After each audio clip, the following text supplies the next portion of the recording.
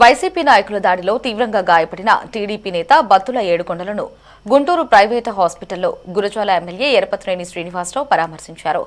YCP అధికారంలో లేకపోయినా అలజడులు సృష్టిస్తోందని, గ్రామాల్లో రప్పారప్పా అని విద్వేషాలు రెచ్చగొడుతోందని ఎరపతినేని మండిపడ్డారు. 2019 నుండి 24 వైసీపీ హయాంలో అప్పటి గురజాల ఎమ్మెల్యే కాసు మహేష్ రెడ్డి గొడ్డలి పట్టుకుని తిరిగారని, 11 మంది టీడీపీ నేతలపై దాడులు చేశారని ఎమ్మెల్యే ఎరపతినేని దుయ్యబట్టారు. టీడీపీ ప్రభుత్వంలో ఒక్క వైసీపీ కార్యకర్త కూడా చనిపోలేదన్న ఎమ్మెల్యే అభివృద్దిపై దృష్టి పెట్టి ఫ్యాక్షన్ రాజకీయాలను దూరం పెట్టామన్నారు. దాడి చేసిన వారిని అరెస్టు చేసి కఠినంగా శిక్షించాలని ఎరపతినేని ఆదేశించారు.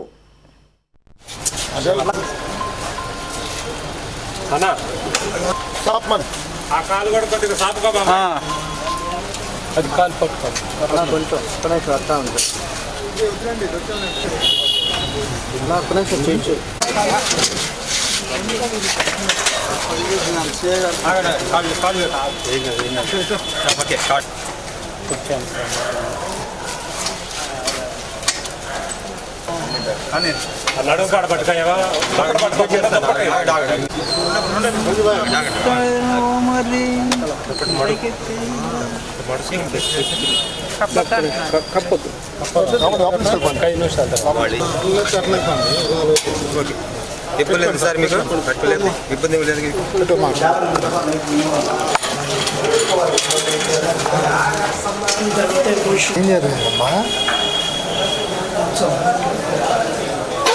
ఏం జరిగిందమ్మా?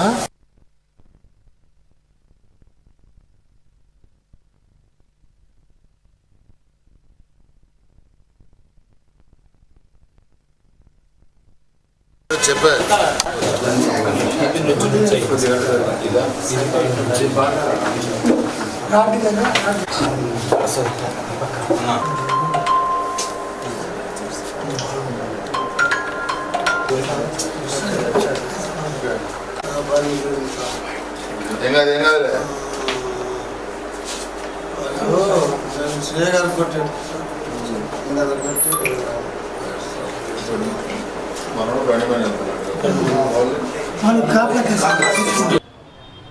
ఆ గ్రామం పక్క దైద తేలికొట్ల అవన్నీ కూడా ఒకప్పుడు ఫ్యాక్షన్ గ్రామాలుగా ఉండేవి.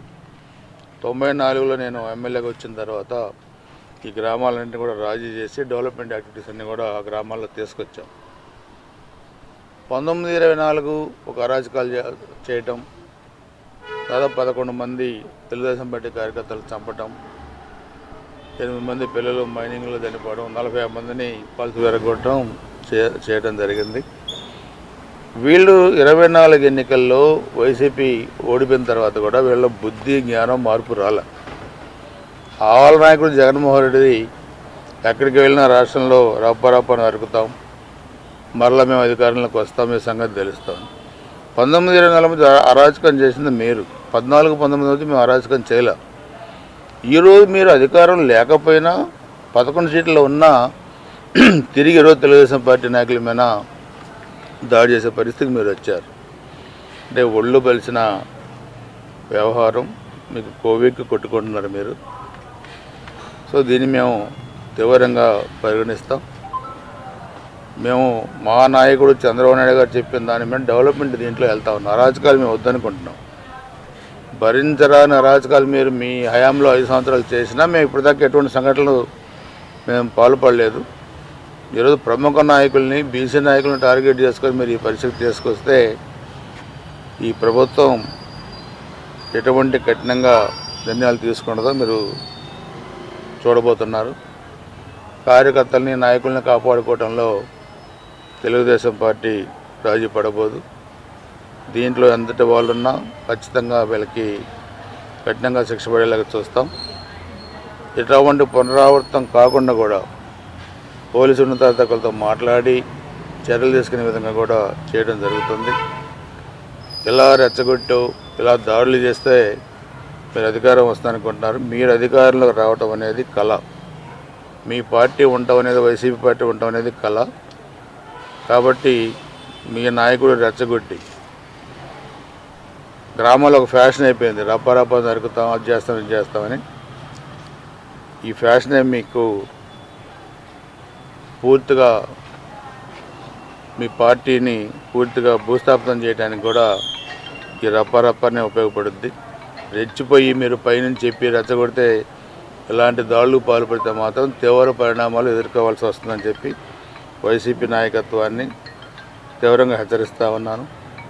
1924 మధ్య జరిగిన దాడుల్లో ఆ రోజు ఎమ్మెల్యేగా ఉన్న కాసు మహేష్ రెడ్డి ఓడిపోయిన తర్వాత కూడా మరలా ఇప్పుడు మేము గొడ్డలు పట్టుకొని వస్తాం, మిమ్మల్ని నరుకుతాం, మిమ్మల్ని చంపుతామని అతను మాజీ ఎమ్మెల్యేగా ఉన్న అతను కూడా ప్రకటనలు ఇచ్చే పరిస్థితి అతనిలో ఉంది. సో అందుకనే వేరే నియోజకవర్గాల నుంచి వచ్చిన వాళ్ళు గురజాల నియోజకవర్గాన్ని ఏ విధంగా చేశారనేది మనం 5 సంవత్సరాలు చూసాం. సో ఏదో ప్రశాంతంగా ఉన్న నియోజకవర్గంలో మళ్ళా చుచ్చుపెట్టి గొడవలు లేపితే ఇది ఎటువంటి పరిస్థితి దారి తీస్తుందో ఒకసారి వాళ్ళు కూడా ఆలోచించుకోవాల్సిన పరిస్థితి ఉంది. సో అందుకని దీన్ని తీవ్రంగా ఖండిస్తూ దీన్ని చట్టపరంగా ఎలాంటి చర్యలు తీసుకుంటూ కార్యకర్తలను కాపాడుకునే దాంట్లో ఒక సీనియర్ శాసనసభ్యుడిగా సుదీర్ఘ రాజకీయ అనుభవం నాకు కూడా ఉంది. ఫ్యాక్షన్ ఏంటి నాకు తెలుసు, కార్యకర్తను ఎలా కాపాడుకోవాలో నాకు తెలుసు. సో దీన్ని మేము తీవ్రంగా పరిగణించి ఖచ్చితంగా కార్యకర్తలు కాపాడుకునే దాంట్లో ప్రభుత్వ పరంగా వ్యక్తిగతంగా ఎటువంటి ఇబ్బందులు లేకుండా కూడా చూస్తాం. దీన్ని పోలీసు ఉన్నతాధికారుల దృష్టికి తీసుకెళ్ళి కూడా ఈ కేసుని సీరియస్గా తీసుకుంటామని చెప్పి కూడా ఈ సందర్భంగా తెలియజేస్తాం.